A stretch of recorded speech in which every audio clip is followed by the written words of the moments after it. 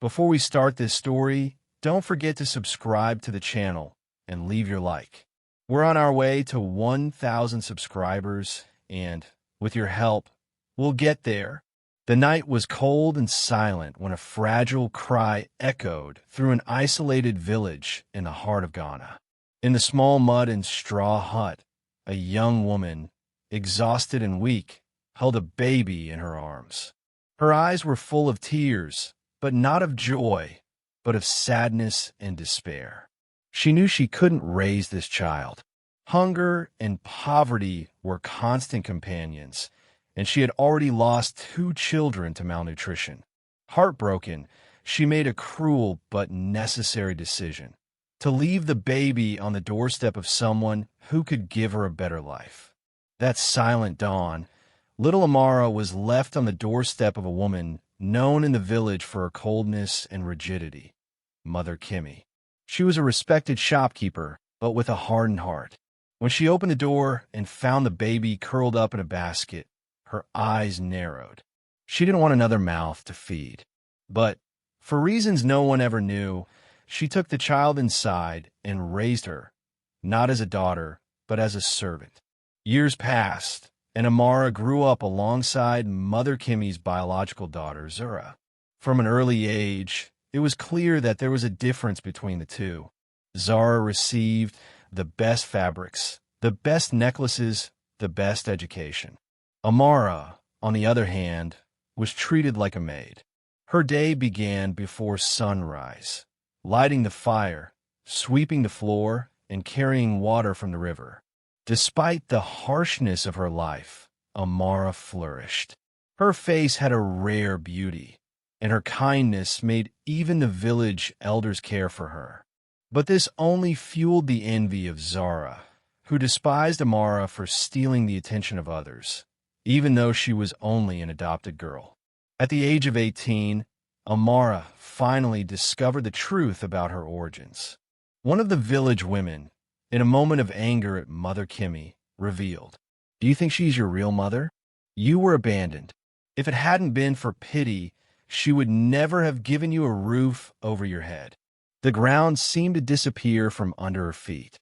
Amara ran to Mother Kimmy, hoping it was just a cruel lie. But the woman just gave her a cold look and replied, "Now you know, and since you're aware of the truth, it's time to do something useful. You're getting married." The young woman felt her heart race. "What do you mean, Mary? To whom?" Mother Kimmy soon revealed, Kofi, a young man whom everyone in the village despised for being poor and living simply. For Mother Kimmy, marrying Amara off to someone with no future was the perfect way to get rid of her. With no choice, Amara was handed over to Kofi.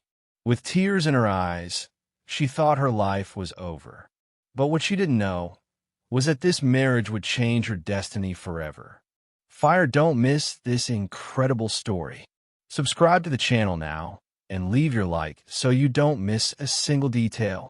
Let's reach the goal of 1,000 subscribers together. Amara and Kofi's wedding was simple. There was no party, no music or dancing, just an agreement imposed by Mother Kimmy and accepted with resignation. Amara felt overwhelmed by sadness. For years, even though she had been mistreated, she had at least had a roof over her head and a place to sleep. Now, she was being sent to the house of a poor man, someone the whole village despised. Kofi's house was humble, with mud walls and a thatched roof. The small room had only a mat on the floor and few utensils. For Amara, it was the symbol of a life she never wanted. At first, the days were difficult. Amara avoided talking to Kofi. She did her chores in silence and cried every night before bed. "You don't have to fear anything," Kofi said one evening. "I know you didn't want this marriage, but I'll never hurt you." She didn't answer. For Amara, words were empty. The only thing she saw before her was a life of suffering and misery. But Kofi was different from the man Amara knew. He never treated her rudely. He always brought her fruit after coming home from work and helped her with the housework. Time passed, and Amara began to notice something strange. Despite living simply, Kofi always found money when he needed it. Kofi was no ordinary villager. He was the owner of a financial empire, the heir to an incalculable fortune. But why did he live there like a poor man? When Kofi returned, Amara looked at him, her eyes shining with emotion and confusion. "Who are you really?" he asked, holding the envelope in his trembling hands. Kofi sighed, knowing he could no longer hide the truth. Kofi looked into Amara's eyes, realizing that the moment of truth had arrived. "I never wanted to hide this from you, but I needed to be sure of who you were before revealing my true identity," he said, taking the envelope from her hands. Amara felt her heart race. "So, all this, you were never poor?" Kofi sighed and sat down next to her. "My full name is Kofi Mensah-Badu. My father was one of the richest businessmen in Ghana, owner of gold and cocoa export companies. When he passed away, he left everything to me. But wealth didn't bring me happiness. People only approached me out of interest, even my own family.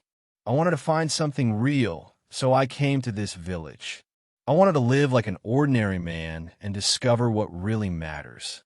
Amara was silent, absorbing those words. "Did you marry me out of pity?" Kofi shook his head. "No. At first, I accepted the marriage because I knew you were also a victim of the situation. But over time, I realized who you really are, a strong, kind, and lively woman." Amara's heart filled with conflicting emotions.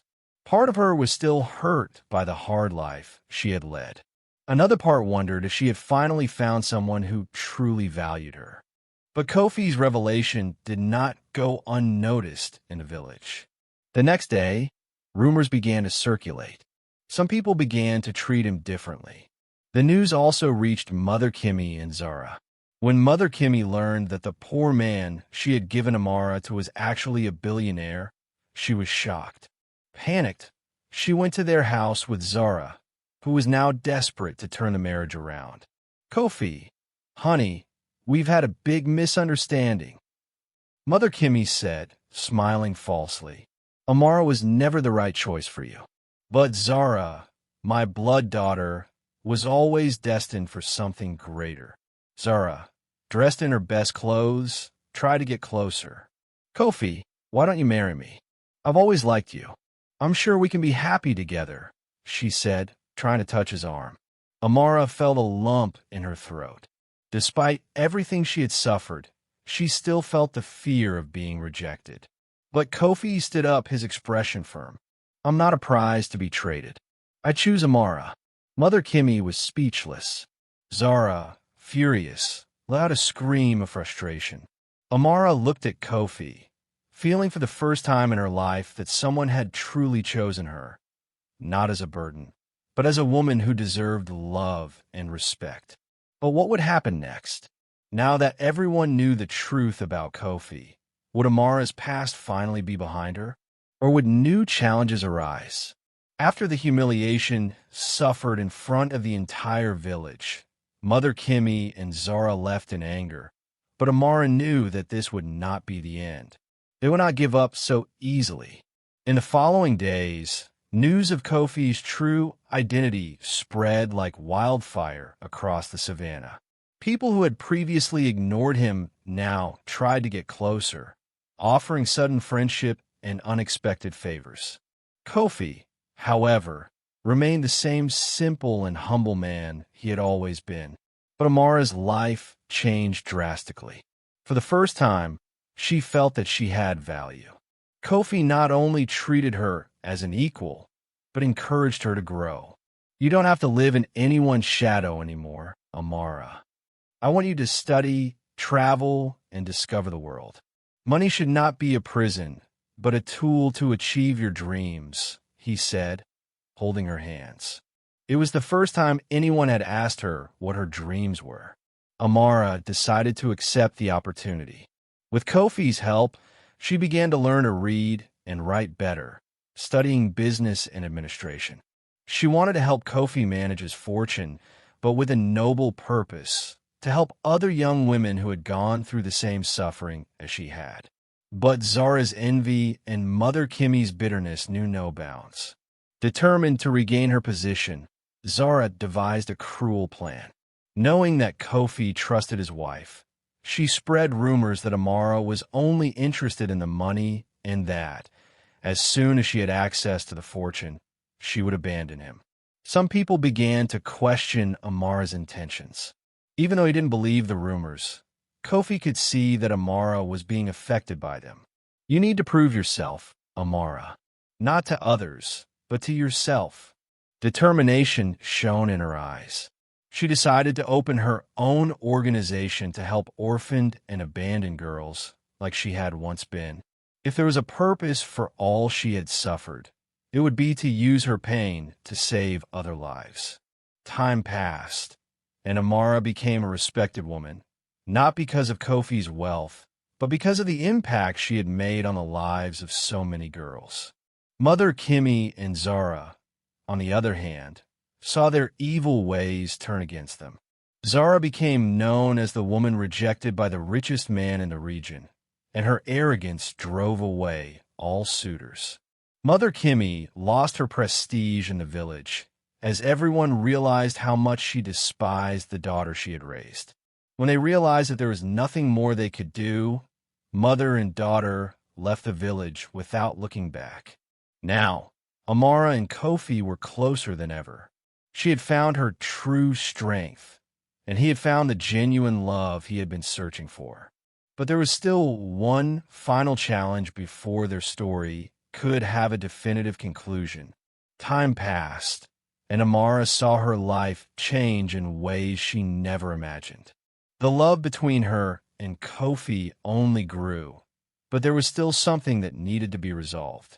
One day, while visiting one of the shelters she had helped build, a girl approached her with tears in her eyes. "Sister Amara, why did my mother abandon me?" The question hit her like an arrow in the chest. She had been asking herself this question for years. But now, looking at that defenseless child, she understood that some pains didn't need explanation. They needed healing. "You weren't abandoned, little one. You were chosen for something greater," Amara replied, hugging the girl. At that moment, she felt that everything in her life made sense. But fate still had one last surprise in store for her. At a benefit for her foster homes, an elderly woman appeared among the guests. She trembled at the sight of Amara and Kofi together. I'm your mother," the woman said, tears in her eyes. Amara's heart raced. The woman explained that when she was young, she had been forced to abandon her daughter because of extreme poverty. She believed that Amara would have a better life if she were raised by another family. Amara felt a storm of emotions. Abandonment had shaped her pain, but now, faced with this repentant woman, she realized that forgiving her was the key to her own peace. She held the woman's hand and said, "I spent my whole life searching for a home, and today I realize that my home is not in a place or in a person. My home is in what I choose to build." Kofi smiled when he saw the sparkle in his wife's eyes. She had won. Amara not only became a strong and independent woman, but also created a support network for orphan girls throughout the region. Her painful past served to change lives. Kofi and Amara stayed together, not because of wealth or fate, but by choice. And so, the rejected and hopeless girl who was once forced into an arranged marriage found, in the end, the love and life she always deserved. Fire, did you like this moving story? Then subscribe to the channel, leave your like, and turn on notifications.